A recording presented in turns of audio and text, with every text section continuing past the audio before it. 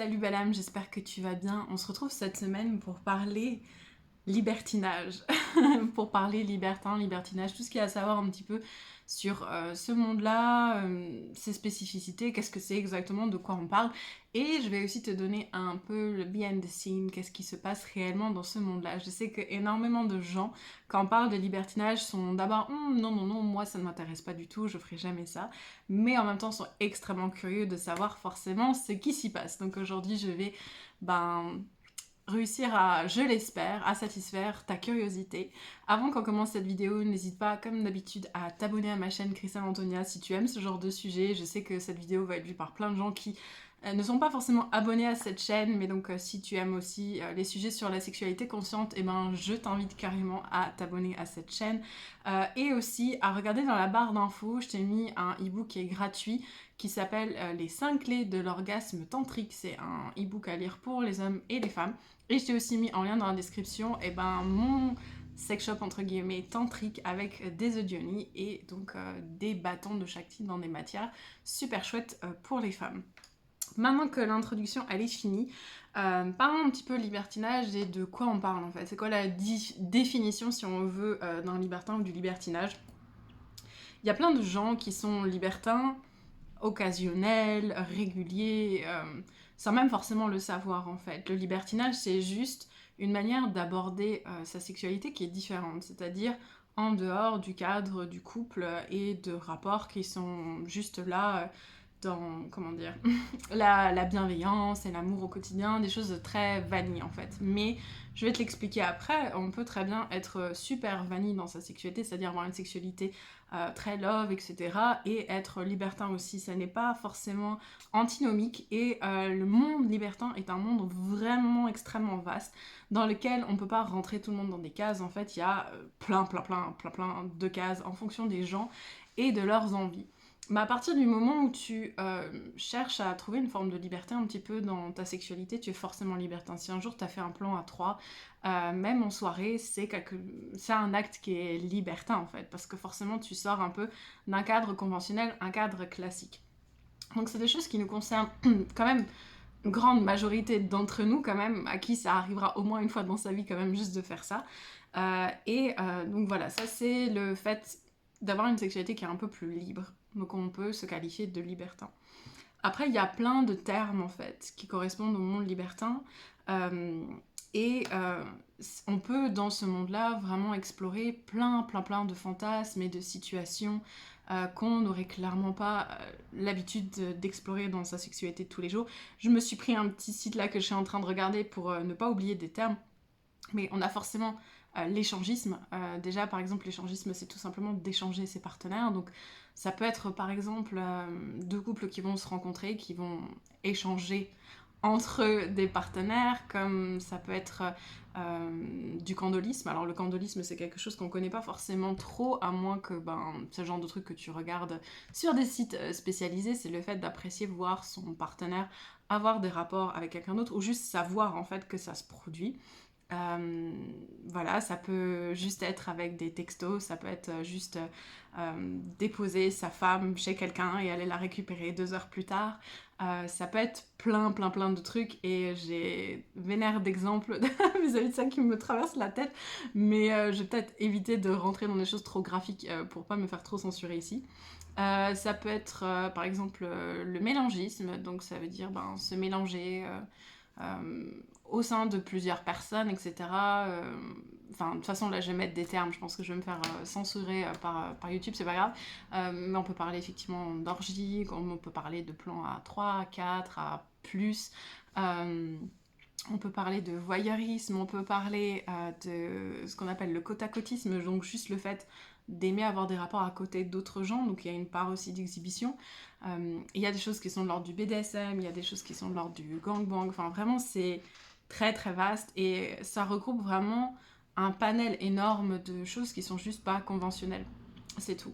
Euh, donc voilà, et c'est pour ça que c'est difficile de définir un libertin, c'est quoi, le libertinage, c'est quoi, parce que d'une personne à l'autre qui se voit et qui se vit comme une libertine, elle va pas du tout avoir les mêmes pratiques en fait. Le fait d'avoir une pratique ne va pas forcément inclure le fait qu'il y en ait plein d'autres. Il y a des personnes, par exemple, qui vont être attirés par des plans vraiment très particuliers, puis le reste du temps, non, ils vont avoir une vie assez normale, une sexualité assez normale à côté.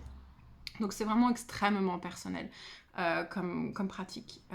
Maintenant, la question, c'est celle des lieux. Des lieux. Et avant de l'aborder, je voulais juste dire que on peut être célibataire, être libertin, on peut être une femme seule, et être libertine, on peut être un homme seul, être libertin, on peut être un couple, on peut être plusieurs couples polyamoureux, avoir des pratiques comme ça. C'est vraiment pas exclusivement pour les couples. Il y a plein de lieux où on peut vivre ce genre de choses. Celui qui fait le plus peur, je pense, c'est ce qu'on appelle le club échangiste. Donc c'est des lieux qui sont vraiment prévus à cet effet, c'est-à-dire, il y en a un petit peu partout en France, il y en a probablement un pas loin de chez toi, si tu habites dans le sud de la France, il y a beaucoup de choses aussi de cet ordre-là dans le sud de la France, et donc ce sont des lieux qui ressemblent un peu à des clubs en fait, où généralement il va y avoir la musique, il va y avoir un bar, et il va y avoir tout un enchaînement de pièces en fait qui sont dédiées à aller pratiquer des actes libertins, euh, seul, à plusieurs, en groupe, Dieu seul sait quoi. Des fois il y a des pièces à thème, sur le thème du BDSM, sur d'autres trucs que t'as clairement vu dans des pornos, je vais pas rentrer non plus dans trop de détails. Mais ça dépend clairement des lieux en fait. Donc ça c'est le premier genre de lieu où tu peux aller par exemple à des soirées à thème, où tu peux aller à des soirées qui privatisent ce club.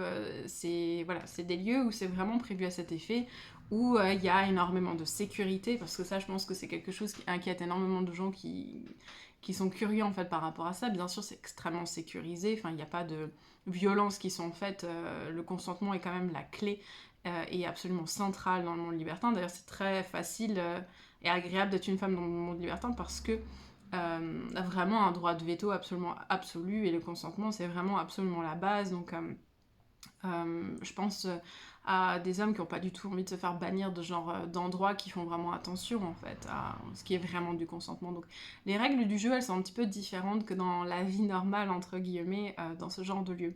Il y a un autre endroit où tu peux vivre ça, c'est des soirées privées, donc qui sont organisées chez les gens avec quelques couples, quelques personnes seules qui vont se rajouter. Il faut généralement être un petit peu dans les petits papiers de ce genre d'organisateur, mais c'est des choses qu'on peut vivre donc avec un cercle de personnes qu'on connaît plus ou moins, ça peut même être des amis, ça peut, voilà, il y a des libertins qui organisent clairement des pièces chez eux ou même un étage entier juste pour ces choses-là, donc voilà, c'est des personnes qui sont vraiment passionnées par le fait de pouvoir vivre en fait une forme de liberté sexuelle de manière totalement libre dans son quotidien. On peut le vivre aussi à l'hôtel, on peut le vivre chez soi si on rencontre moins de personnes, si on ajoute juste une personne en plus, on peut le vivre dans une forêt, on peut le vivre sur une plage, on peut vivre ça à plein d'endroits. Il y a un endroit forcément en France qui est extrêmement connu dans le monde libertin, c'est le Cap d'Agde. Le Cap d'Agde, c'est donc il y a Agde qui est une ville et puis il y a un comment dire, c'est oui un camp naturiste en fait qui est petite partie très close en fait du Cap d'Agde où voilà il faut montrer un pass pour pouvoir rentrer dedans et il y a une partie là-dedans qui est vraiment purement naturiste donc où c'est très familial etc. Et il y a une partie qui est plus libertine, c'est-à-dire que c'est un endroit sur pas beaucoup de surface où il va y avoir énormément de clubs avec des thèmes différents, des donjons BDSM, des trucs qui sont vraiment beaucoup plus festifs, etc. Qui sont vraiment dédiés au libertinage. Il y a énormément de boutiques spécialisées pour s'acheter des vêtements sexy ou on peut trouver des boulangeries qui vous font des meringues en forme d'aubergine, etc. Enfin, c'est vraiment un endroit dans notre pays qui est vraiment dédié à ça et de manière très ouverte. Il n'y a pas d'agression dans les rues ou de choses comme ça. Il y a des gens qui font des trucs en plein milieu de la rue. Et ça, c'est voilà, c'est plutôt assez impressionnant. Donc je pense que pour des gens qui sont débutants, c'est peut-être trop impressionnant. Néanmoins, c'est un lieu dans lequel la liberté sexuelle, elle est absolument totale. Il y a pas de tabou, il n'y a pas de jugement, enfin, tout le monde vient comme il est, tout le monde vit ce qu'il veut. À partir du moment où c'est respectueux, où le consentement est respecté, ben, il y a vraiment, c'est sky is the limit, quoi. Et encore, isn't even the limit, tu vois. Donc, il y a vraiment ouais, cette ouverture qui est absolument totale. Donc ça, c'est un lieu, ville, en France, qui est vraiment dédié à ça. Euh, et c'est là où ouais, on peut vivre des trucs vraiment très chelous en fait. Je veux dire, le degré d'ouverture que tu as va forcément t'emmener vers une chose plutôt qu'une autre, que ce soit de rencontrer simplement une ou deux personnes en plus, et ben, dans un bar ou peut-être chez toi, à l'hôtel, ou que ce soit d'aller dans une soirée qui est privée, ou d'aller dans une soirée à thème, dans un club, ou d'aller directement au Cap d'Agde sur les plages échangistes, etc. Enfin, c'est des degrés qui sont vraiment différents, mais dans lesquels en fait c'est ouvert absolument à tout. Et la catégorie de personnes qui y vont, c'est généralement plus des quadra quinquas quand même. Et je crois que ça vient quand même beaucoup avec le fait d'avoir une forme de désillusion vis-à-vis euh,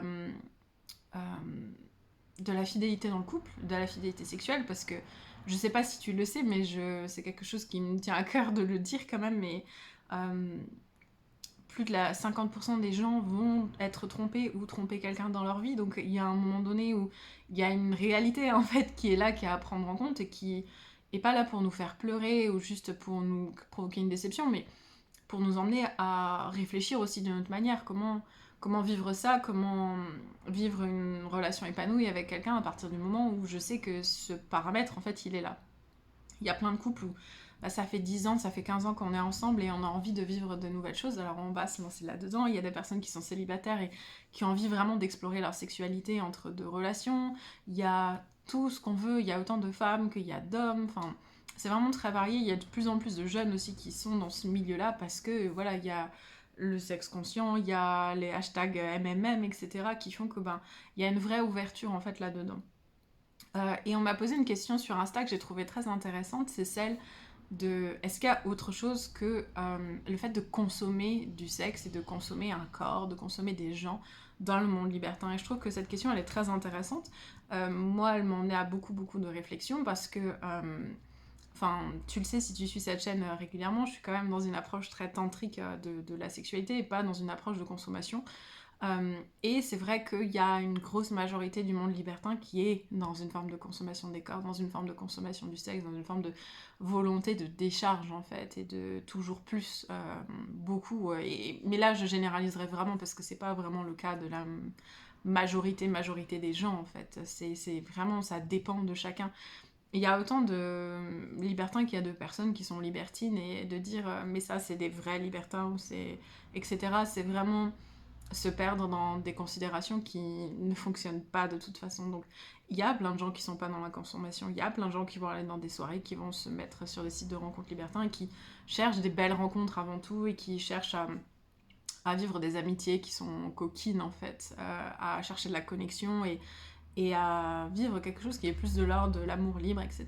Donc oui, il y a beaucoup de consommation, mais c'est pas la règle absolue non plus, en fait. Ce monde est tellement vaste et il y a plusieurs millions de gens qui sont libertins en France, donc ça concerne quand même beaucoup de gens. Et chacun le vit comme il a envie de le vivre, de manière extrêmement occasionnelle, de manière plus régulière, d'en faire vraiment un lifestyle. Il y a des gens qui organisent des chasses à courre, entre guillemets, dans des forêts. Il y a des gens qui ont juste envie de passer un moment peut-être tendre avec un autre couple pour vivre quelque chose de différent. Donc tout ça, c'est vraiment très vaste. J'ai envie de dire que ne pas rentrer dans la consommation, ça te concerne toi, avec toi-même, mais qu'est-ce que tu vas décider, qu'est-ce que tu vas chercher, à quoi tu vas dire oui, à quoi tu vas dire non, et est-ce que ça va te brusquer si tout le monde n'est pas dans la même recherche que toi, en fait. C'est ça, c'est surtout ça, d'accepter qu'on est vraiment tous différents là-dedans. Je pense que c'est très important. Et il y a une autre question que je trouve très intéressante qu'on m'avait posée, c'était qu'en est-il de l'hygiène en fait dans ce monde-là. Et je sais que c'est très important d'un point de vue des MST, IST, du VIH, etc. Oui, bien sûr, c'est la norme en fait dans le monde libertin de se protéger. Après, je sais que il y a des personnes qui vont choisir de garder des préservatifs pour du sexe oral, il y a des gens qui vont pas le faire, mais c'est quand même la règle, c'est de se protéger clairement, et les libertins sont très réglo en fait, de manière générale là-dessus. Encore une fois, tout le monde peut arriver dans ce monde-là, donc c'est aussi la responsabilité de chacun, mais il y a quand même cette notion de ben oui, c'est normal. Enfin, si un jour tu vas dans un club libertin, tu verras qu'il y a des préservatifs absolument partout, donc c'est tout à fait normal. Et après, sur l'hygiène de chacun, c'est la responsabilité de chacun. Mais encore une fois, dans ces lieux-là, par exemple, il y a des douches, il y a des trucs. Mais quand tu le vis juste dans ton quotidien, à l'hôtel ou Dieu seul sait quoi, encore une fois, c'est comme si tu allais faire une rencontre normale sur Tinder.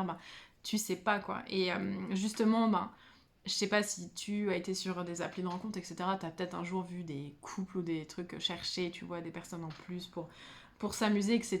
Mais il y a un site qui est vraiment spécialisé sur ça, qui est vraiment le site francophone, donc des libertins, qui s'appelle Wild. Et comme ça s'écrit pas franchement comme ça se prononce, je vais te mettre aussi un lien dans la description pour que tu regardes si ça t'intéresse. Franchement, je t'invite à prendre un abonnement même d'un mois ou deux, parce que si tu prends pas d'abonnement, t'as vraiment accès à rien.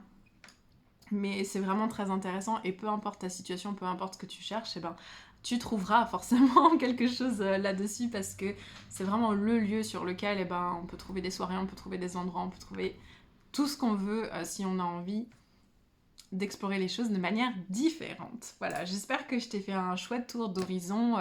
Première approche un peu comme ça, c'est quoi le libertinage dans les grandes lignes, et sur un petit peu plein de thèmes. Si cette vidéo elle t'a plu, comme d'habitude, n'hésite pas à me laisser un petit pouce et à t'abonner à ma chaîne Christelle Antonia. Je te l'ai dit, je te l'ai mis dans la barre d'infos, donc à la fois mon e-book gratuit sur les 5 clés de l'orgasme tantrique, un lien sur mon e-commerce, donc des œufs de Yoni, et aussi donc le site libertin dont je t'ai parlé. Je te souhaite une excellente journée, je te fais des gros bisous, à bientôt.